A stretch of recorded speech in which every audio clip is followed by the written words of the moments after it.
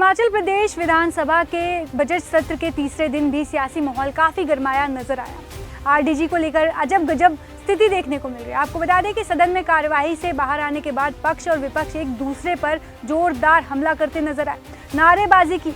वहीं सीएम सुक्खू और जयराम ठाकुर का क्या कहना है, आइए जानते हैं। बड़ा दुख की बात है कि आज भारतीय जनता पार्टी ने हिमाचल प्रदेश के जो आरडीजी से संबंधित एक अधिकार संविधान की आर्टिकल 275/A के द्वारा दिया गया था, उसमें अपना समर्थन नहीं दिया। ये प्रदेश के लिए आज बड़ा दुखदाई दिन है और ये प्रत्येक वर्ष 10,000 करोड़ रुपया उन किसानों का, उन मजदूरों का, उन युवाओं का के पर कट लगाने की दिशा में भारतीय जनता पार्टी ने साथ दिया। मैं एक बात कहना चाहता हूँ, ये कैसा लोकतंत्र में विरोध है कि प्रदेश के हित के लिए भारतीय जनता पार्टी खड़ा भी नहीं होती। प्रदेश के हित के लिए प्रधानमंत्री मोदी जी से मिलने से भी घबराती है। बार बार मेरे अनुरोध करने के बाद आज भी कि आपके नेतृत्व में पूरा मंत्रिमंडल, मैं वो मुख्यमंत्री महोदय, सभी मंत्रिमंडल के सदस्यों ने फैसला किया कि हमें हिमाचल हित में अपना कोई प्रोटोकॉल नहीं रखना है, हमें हिमाचल प्रदेश के हित के लिए आगे जाना है। तो हम जयराम ठाकुर जी के और उनके विधायकों के साथ प्रधानमंत्री जी के पास मिलने के लिए हम सब जाना चाहते हैं। सरकार अपना अहम छोड़कर, अपना प्रोटोकॉल छोड़कर हम इनसे अनुरोध करते रहे, लेकिन हमने सोचा कि चलो ये इस बात के अलावा जब वोटिंग होगी उसमें हमारे साथ खड़े होंगे। और आज जो 102 के तहत हिमाचल प्रदेश में जो आरडीजी बंद की गई है, जिसको 16वें वित्त आयोग द्वारा बंद करने का कोई अनुमोदन नहीं हुआ, उन्होंने कहा नोटेड है। उस संदर्भ में अगर कोई फैसला ले सकते हैं तो देश के प्रधानमंत्री मोदी जी ले सकते हैं। जब हमने इनसे बात कर रहे हैं तो वो पीछे भाग रहे हैं। अगर आज ये हिमाचल के हित के लिए खड़े नहीं होंगे, ये सवाल सरकार का नहीं है, ये सवाल हिमाचल की जनता का होगा। तो आने वाले समय में किस प्रकार भारतीय जनता पार्टी लोगों की, जनता की अदालत में जाएगी और क्या कहेगी कि जब प्रदेश का 10,000 करोड़ प्रत्येक साल का कट रहा था, तो उस समय जब कांग्रेस की सरकार ने प्रस्ताव लाया तो हम उस समय इसके विरोध में खड़े हुए और हमने इनका समर्थन नहीं किया, ये कहेगी। अब ये चीज़ों को भारतीय जनता पार्टी, मुझे नहीं लगता कि किस दिशा में जा रही है। लेकिन एक बात जरूर है कि आज पूरे प्रदेश ने, पूरे विधानसभा में पत्रकार बंधुओं ने भी ये चीज़ को देखा कि इस प्रकार का बर्ताव, जिस प्रकार का बर्ताव उन्होंने किया है कि हम इसके समर्थन में नहीं खड़े होंगे, बड़े दुख की बात है। सर, आपके अध्यक्ष से मिलने की डेट और उसका, अच्छा देखिए, जयराम ठाकुर जी ने दो मुही बात की। 16वें वित्त आयोग और 15वें वित्त आयोग में जयराम ठाकुर जी ने कहा कि आरडीजी मिलनी चाहिए और आपने प्रस्ताव किया कि राज्य के आय और व्यय के बीच के अंतर को जो पाटने के लिए केंद्र संविधान के द्वारा जो अधिकार दिया जाता है, उसमें इन्होंने अपने रिटर्न में लिखा है, अखबारों में लिखा है कि आरडीजी प्रदेश सरकार का हक है, उसको मिलना चाहिए। और जब यहाँ भाषण दे रहे थे तो हक और अधिकार की जब बात बोल रहे थे, ये क्यों मिलनी चाहिए, तो बंद होनी चाहिए।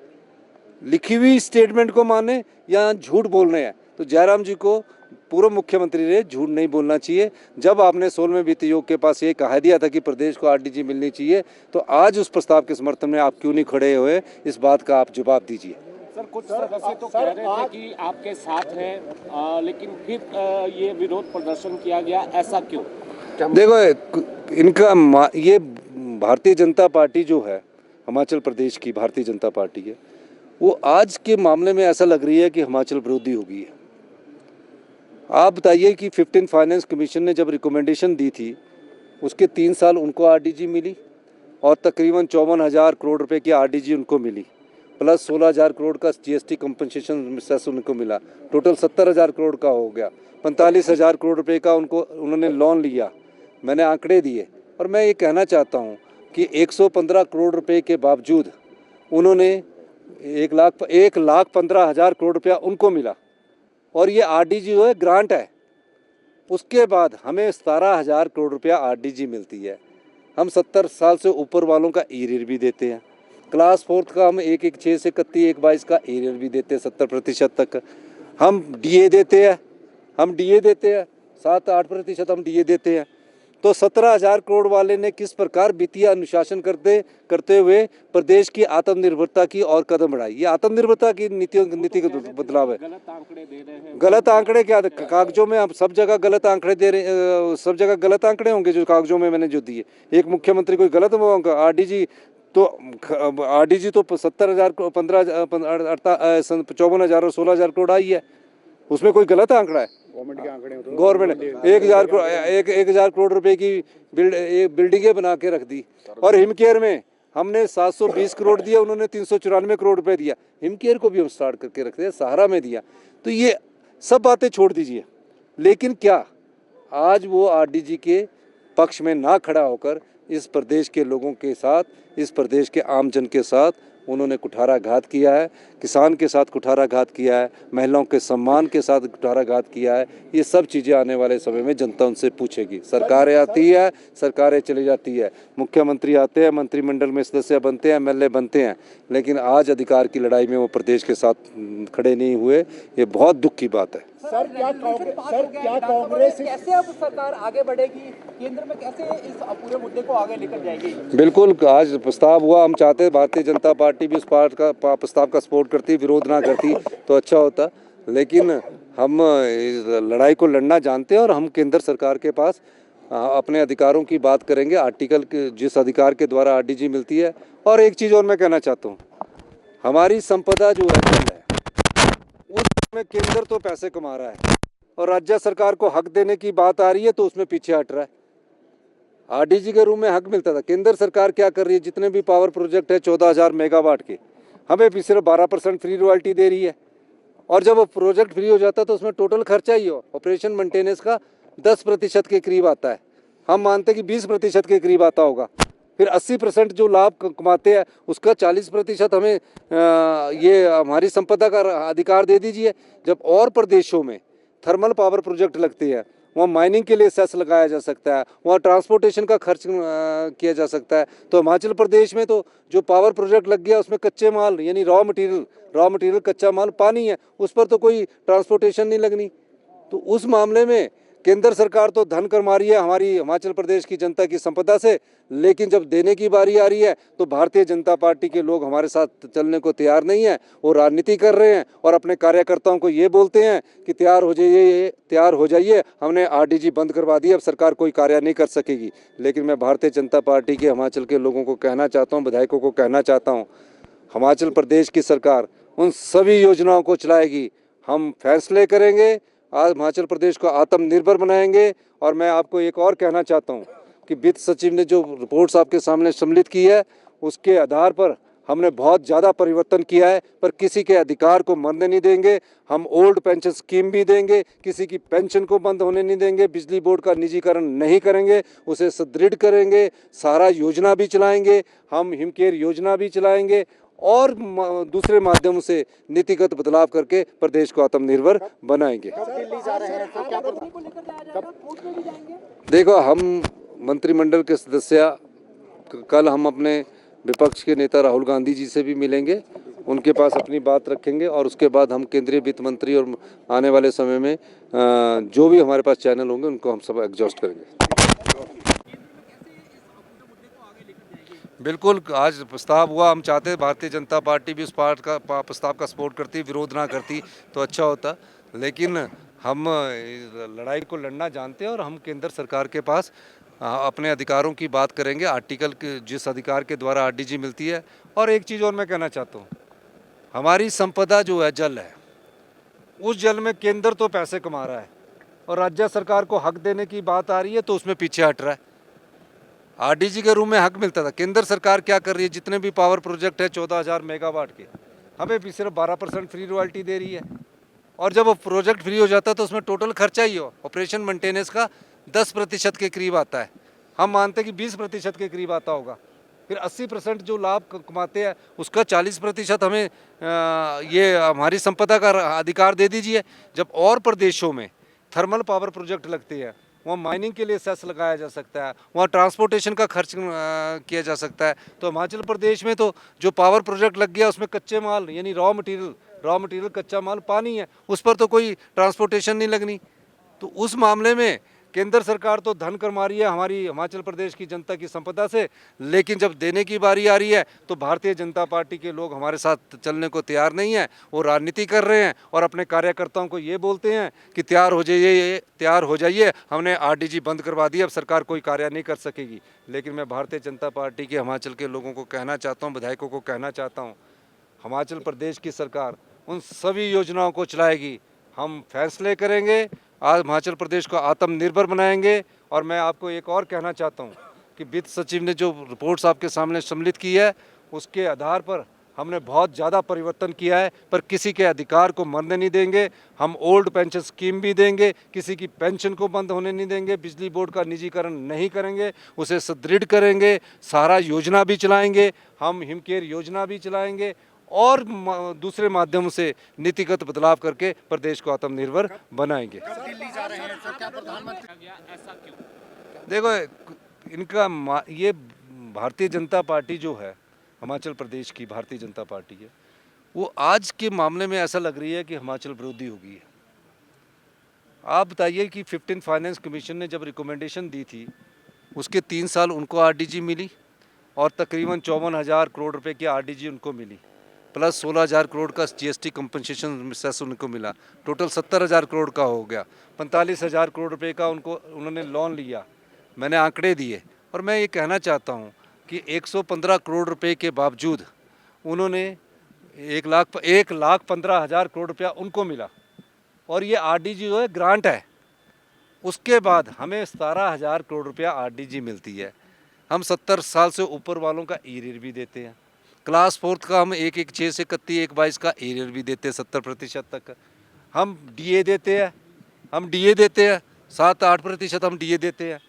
तो 17,000 करोड़ वाले ने किस प्रकार वित्तीय अनुशासन करते हुए प्रदेश की आत्मनिर्भरता की और कदम बढ़ाई। ये आत्मनिर्भरता की नीति का बदलाव है। गलत आंकड़े दे रहे हैं। गलत आंकड़े क्या, कागजों में आप सब जगह गलत आंकड़े दे रहे, सब जगह गलत आंकड़े होंगे जो कागजों में मैंने जो दिए। एक मुख्यमंत्री कोई गलत होगा। आरडीजी तो 70,000 54,000 और 16,000 करोड़ आई है, उसमें कोई गलत आंकड़ा है? गवर्नमेंट 1,000 करोड़ रुपए की बिल्डिंगें बना के रख दी। और हिमकेयर में हमने 720 करोड़ दिया, उन्होंने 394 करोड़ रुपए दिया। हिमकेयर को भी हम स्टार्ट करके रखते हैं, सहारा में दिया। तो ये सब बातें छोड़ दीजिए, लेकिन क्या आज वो आरडीजी के पक्ष में ना खड़ा होकर इस प्रदेश के लोगों के साथ, इस प्रदेश के आम जन के साथ उन्होंने कुठाराघात किया है, किसान के साथ कुठाराघात किया है, महिलाओं के सम्मान के साथ कुठाराघात किया है। ये सब चीज़ें आने वाले समय में जनता उनसे पूछेगी। सरकारें आती है, सरकारें चली जाती है, मुख्यमंत्री आते हैं, मंत्रिमंडल में सदस्य बनते हैं, एमएलए बनते हैं, लेकिन आज अधिकार की लड़ाई में वो प्रदेश के साथ खड़े नहीं हुए। ये बहुत दुख की बात है, बड़ा दुख की बात है कि आज भारतीय जनता पार्टी ने हिमाचल प्रदेश के जो आरडीजी से संबंधित एक अधिकार संविधान की आर्टिकल 275/1 के द्वारा दिया गया था, उसमें अपना समर्थन नहीं दिया। ये प्रदेश के लिए आज बड़ा दुखदाई दिन है। और ये प्रत्येक वर्ष 10,000 करोड़ रुपया उन किसानों का, उन मजदूरों का, उन युवाओं का के पर कट लगाने की दिशा में भारतीय जनता पार्टी ने साथ दिया।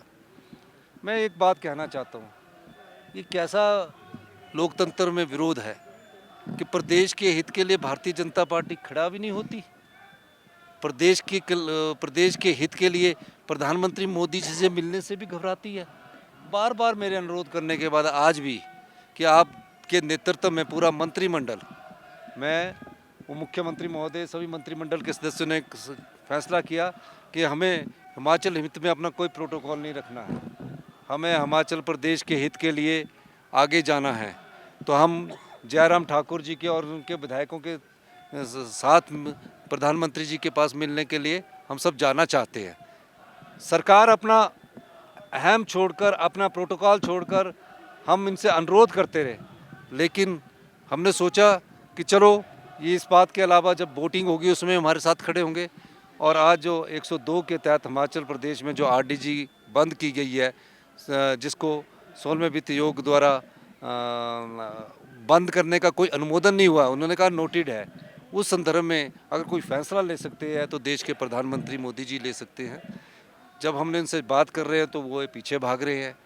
अगर आज ये हिमाचल के हित के लिए खड़े नहीं होंगे, ये सवाल सरकार का नहीं है, ये सवाल हिमाचल की जनता का होगा। तो आने वाले समय में किस प्रकार भारतीय जनता पार्टी लोगों की, जनता की अदालत में जाएगी और क्या कहेगी कि जब प्रदेश का 10,000 करोड़ प्रत्येक साल का कट रहा था, तो उस समय जब कांग्रेस की सरकार ने प्रस्ताव लाया तो हम उस समय इसके विरोध में खड़े हुए और हमने इनका समर्थन नहीं किया, ये कहेगी। अब ये चीज़ों को भारतीय जनता पार्टी, मुझे नहीं लगता कि किस दिशा में जा रही है। लेकिन एक बात ज़रूर है कि आज पूरे प्रदेश ने, पूरे विधानसभा में पत्रकार बंधुओं ने भी ये चीज़ को देखा कि इस प्रकार का बर्ताव, जिस प्रकार का बर्ताव उन्होंने किया है कि हम इसके समर्थन में नहीं खड़े होंगे, बड़े दुख की बात है। सर, आपने जयराम ठाकुर जी के वित्त आयोग के अध्यक्ष से मिलने की डेट और उसका अच्छा, देखिए, जयराम ठाकुर जी ने दो मुहिम बात की। 16वें वित्त योग और 15वें वित्त योग में जयराम ठाकुर जी ने कहा कि आरडीजी मिलनी चाहिए और आपने प्रस्ताव किया कि राज्य के आय और व्यय के बीच के अंतर को जो पाटने के लिए केंद्र संविधान के द्वारा जो अधिकार दिया जाता है, उसमें उन्होंने अपने रिटर्न में लिखा है, अखबारों में लिखा है कि आरडीजी प्रदेश सरकार का हक है, उसको मिलना चाहिए। और जब यहाँ भाषण दे रहे थे तो हक और अधिकार की जब बात बोल रहे थे, ये क्यों मिलनी चाहिए, तो बंद होनी चाहिए। लिखी हुई स्टेटमेंट को माने या झूठ बोल रहे हैं। तो जयराम जी को, पूर्व मुख्यमंत्री ने, झूठ नहीं बोलना चाहिए। जब आपने 16वें वित्त आयोग के पास ये कहा दिया था कि प्रदेश को आरडीजी मिलनी चाहिए, तो आज उस प्रस्ताव के समर्थन में आप क्यों नहीं खड़े हुए, इस बात का आप जवाब दीजिए। देखिए, पिछले 3 दिनों से विधानसभा जब से ये सत्र चला है, हिमाचल प्रदेश में ये पहली बार हुआ कि राज्यपाल जी के अभिभाषण पर चर्चा न करके नियम 102 के अंतर्गत रेवेन्यू डेफिसिट ग्रांट जो केंद्र सरकार के बजट में जिसका प्रावधान अब की बार रोका गया है फिलहाल, उस बात पर चर्चा करने के लिए रेजोल्यूशन लाया गया और उस रेजोल्यूशन में सत्ता पक्ष और विपक्ष के दोनों तरफ से सभी सदस्य प्रमुख रूप से बोले हैं, अधिकांश सदस्य बोले हैं। सत्ता पक्ष की ओर से लगातार जो बात कही जा रही थी वो तथ्य के बिना कही जा रही थी, राजनीतिक मकसद के साथ कही जा रही थी, राजनीतिक भाषा का इस्तेमाल किया जा रहा था। लगातार खैरात नहीं है, ये अधिकार है, ये शब्द एक कोने से दूसरे कोने तक जो है जितने भी सदस्य बोलते रहे। चर्चा में हमने जब भाग लिया तो उस वक्त एक बार नहीं अनेकों बार मुख्यमंत्री जी ने इंटरवीन किया।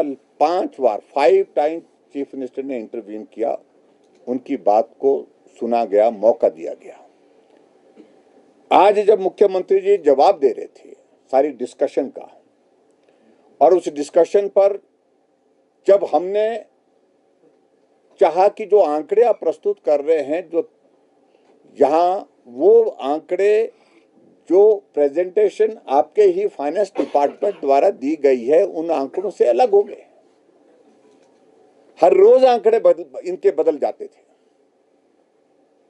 अलग अलग मंत्रियों, अलग अलग विधायकों के माध्यम से जो आंकड़े प्रस्तुत किए जाते थे वो तो अलग होते ही होते हैं, लेकिन फाइनेंस डिपार्टमेंट मुख्यमंत्री के पास है और मुख्यमंत्री फाइनेंस डिपार्टमेंट द्वारा दी गई प्रेजेंटेशन के आंकड़ों से हट करके बोल रहे थे और सिर्फ लक्ष्य सिर्फ भारतीय जनता पार्टी को कोसने का था, केंद्र की सरकार को कोसने का था और सिर्फ राजनीतिक मकसद की दृष्टि से यहाँ इस चर्चा को लाने के साथ कि अब ठीकरा भारतीय जनता पार्टी के ऊपर और केंद्र सरकार के ऊपर कैसे फोड़ा जाए, इसकी तैयारी थी।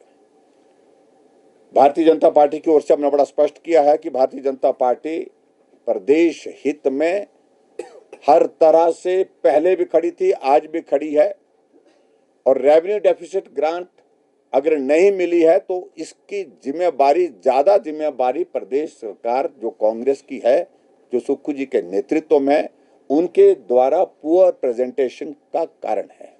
प्रभावी ढंग से बातें नहीं रखी। और आज मैं देख रहा था कि मुख्यमंत्री जी 15 फाइनेंस कमीशन का जो मेरा प्रेजेंटेशन था, जो मैंने फाइनेंस कमीशन के सामने रखी थी, उसका जिक्र कर रहे थे, पढ़ करके सुना रहे थे, और एक एक वाक्य पढ़ते पढ़ते बोल रहे थे कि बहुत अच्छा बोला है, बहुत तर्क के साथ बात कही है, बहुत ठीक बात कही है। और उसके बाद 16th फाइनेंस कमीशन को भी जब हमने अपना पक्ष रखा है, हमने अपना पक्ष दिया है, उसको भी पढ़ करके सुनाया, सारा रिकॉर्ड लेकर के आए थे। उसमें भी उन्होंने कहा कि बहुत अच्छा कहा है, बहुत अच्छा बोला है, प्रदेश का पक्ष आपने रखा है। और आज भी मैं इस बात को कह रहा हूं कि आज भी हमारे पक्ष में कोई अंतर नहीं है। जो 2015 में कहा था, मतलब 15th फाइनेंस कमीशन के सामने कहा था, जो 16th फाइनेंस कमीशन के सामने कहा था, वही बात आज भी हम कह रहे हैं। स्वाभाविक रूप से हिमाचल प्रदेश के लिए केंद्र सरकार की बहुत बड़ी मदद की आवश्यकता हमेशा रहती है, और केंद्र लगातार हिमाचल प्रदेश को मदद कर रहा है। और मैं इस बात को लेकर के जब मैंने आंकड़ा सामने रखा उनके सामने कि आप हमको बताओ कि 2 फाइनेंस कमीशन, जब कांग्रेस की यूपीए गवर्नमेंट केंद्र सरकार में थी, मनमोहन सिंह जी देश के नहीं दुनिया के जाने माने अर्थशास्त्री, देश के प्रधानमंत्री थे, उस वक्त 2 फाइनेंस कमीशन की ओर से रेवेन्यू डेफिसिट ग्रांट मात्र 18,000 करोड़ रुपए मिली। जब से मोदी देश के प्रधानमंत्री बने हैं, revenue deficit grant 2 finance commission की ओर से 14 और 15 में जो मिली वो 78,000 करोड़ रुपए मिली। 60,000 करोड़ रुपए ज्यादा मोदी जी के नेतृत्व में जब से एनडीए की सरकार बनी है, हमको 14th और फाइनेंस कमीशन ने दिया है। और उसके बाद सेंट्रल टैक्सेस में लगातार हमारा शेयर जो है वो लगातार इंक्रीज हुआ है। अब की बार और उसमें इंक्रीज के साथ लगभग 14,000 करोड़ रुपए आपको हिमाचल प्रदेश के लिए मिलेगा। आप तर्क के साथ बात रखिए, आज भी बात रखिए, कल भी बात रखिए, वो काम आएगी। लेकिन हिमाचल के हित के लिए भारतीय जनता पार्टी हमेशा पहले भी खड़ी थी, आज भी खड़ी है और आने वाले समय में भी खड़ी रहेगी। लेकिन कांग्रेस पार्टी के राजनीतिक मकसद को पूरा करने के लिए हम उनके साथ नहीं हो सकते। The way they want to make the things to move is not possible. Bharatiya Janata party बड़ा क्लियर है, साफ है, स्पष्ट है, क्योंकि वो सिर्फ और सिर्फ राजनीतिक मकसद के साथ जो है इस सारे रेजोल्यूशन को हाउस में लाए हैं। हमने रेजोल्यूशन का विरोध करने का बिल्कुल भी मन नहीं किया था, ना रेजोल्यूशन का विरोध किया है। भारतीय जनता पार्टी की ओर से आज हमने जब विधानसभा के अंदर जब मुख्यमंत्री गलत आंकड़े पेश कर रहे थे, गलत आंकड़े बार बार पेश कर रहे थे, अपनी ही फाइनेंस डिपार्टमेंट की जो प्रेजेंटेशन दी है उस प्रेजेंटेशन से हट करके नए आंकड़े निकाल करके पेश करने की कोशिश कर रहे थे, झूठे थे, तथ्यहीन थे, उस पर हमने ऐतराज दिया, हमें अपना पक्ष रखने दिया जाए। लेकिन जब विधानसभा अध्यक्ष को बार बार हमने निवेदन किया, आग्रह किया, हमें बोलने से रोका गया, हमें बोलने नहीं दिया, और मुख्यमंत्री जी से हमने निवेदन किया आप 2 मिनट के लिए बैठ जाइए, हम अपना पक्ष रखने के लिए भी स्वतंत्र, हम भी चुने हुए प्रतिनिधि हैं, हमसे समर्थन तो चाह रहे हैं लेकिन हमें अपनी बात नहीं कहने दी जा रही है। ऐसी सूरत में जब स्पीकर महोदय जी से हमने बार बार निवेदन किया कि हमें ठीक तथ्य प्रदेश की जनता के सामने इस विधानसभा के माध्यम से आए, ये बहुत आवश्यक है, इसलिए हमें मौका दिया जाए बात करने का, मौका नहीं दिया गया। और ऐसी परिस्थिति में जब मौका नहीं दिया गया, हम विधानसभा के अंदर जाकर के जो है वेल ऑफ द हाउस जो है हम बैठे, और क्योंकि हमारी बात नहीं सुनी जा रही थी, हमसे सहयोग तो मांगा जा रहा है, हमसे समर्थन तो मांगा जा रहा है, लेकिन उसके बावजूद हमारी बात जब नहीं सुनी जा रही है, नहीं मानी जा रही है, तो इस बात को लेकर के हम जो है वहां पर विधानसभा के अंदर जो है अपना प्रदर्शन किए हैं। और हिमाचल हित सर्वोपरि है। भारतीय जनता पार्टी बड़ा स्पष्ट शब्दों में पहले भी कह चुकी है कि हिमाचल प्रदेश के लिए केंद्र सरकार द्वारा हमेशा जो सहयोग दिया है उसके लिए हम प्रधानमंत्री नरेंद्र मोदी जी के हृदय से आभारी हैं।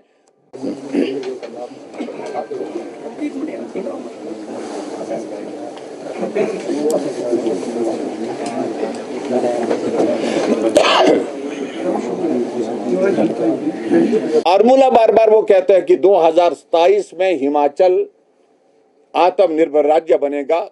वो फार्मूला क्या है, इस पर भी स्पष्टीकरण उन्होंने नहीं दिया। 2032 में हिमाचल देश का सबसे अमीर राज्य होगा, वो फार्मूला क्या है, उस पर भी उन्होंने प्रकाश नहीं डाला।